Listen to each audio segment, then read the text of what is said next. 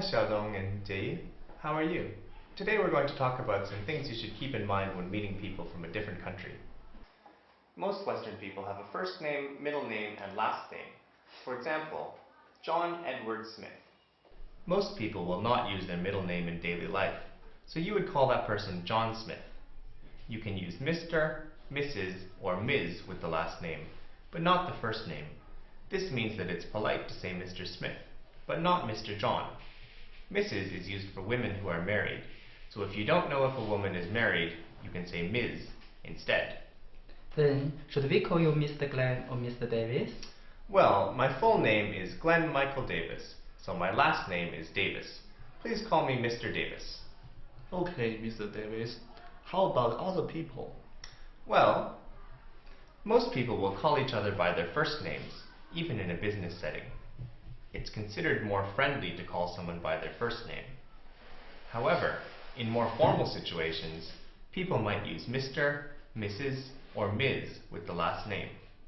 If you're not sure what you should call someone, you can ask, "How should I call you?" The person will tell you how they would like to be called, so this is the most polite option. By the way, the most common baby names in the United States in 2013 were Jackson and Aiden for boys, and Sophia and Emma for girls. What should I talk about when I meet someone new? Well, different countries have different ideas about what is considered private information.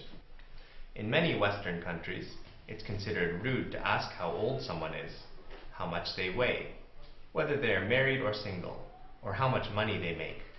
You may be able to ask after you become good friends, but definitely stay away from those topics if you're in a business situation. Instead, you can talk about sports, movies, TV, books, news, weekend or holiday plans, and how someone is feeling. "How's it going?" is a common greeting. This sounds really complicated. Don't worry about it. The most important thing is to be friendly. As long as you're friendly and have a big smile, the other person will be happy to meet you. So go out there and meet some new people. Okay.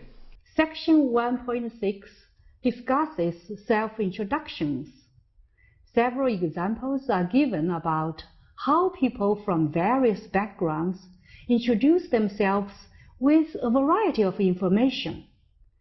Each begins by giving their name and typically follow that with where they are from. After that, each chooses different aspects of their life to focus on. Some choose hobbies, while others choose pets.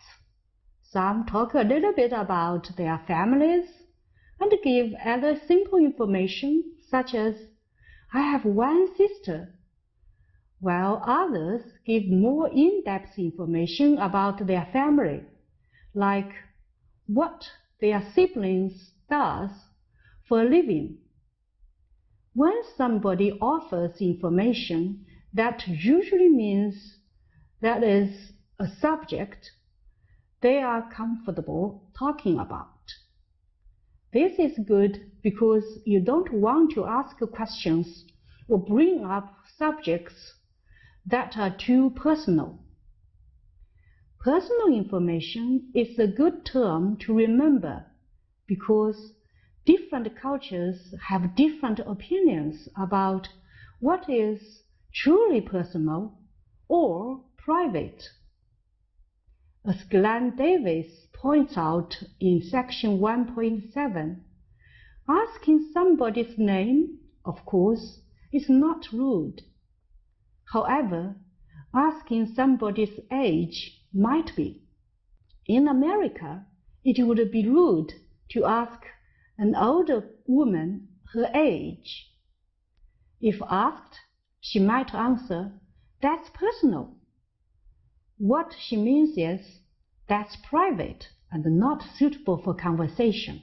If somebody does not wish to continue talking about a subject, there are a number of ways to politely express this, either directly or indirectly.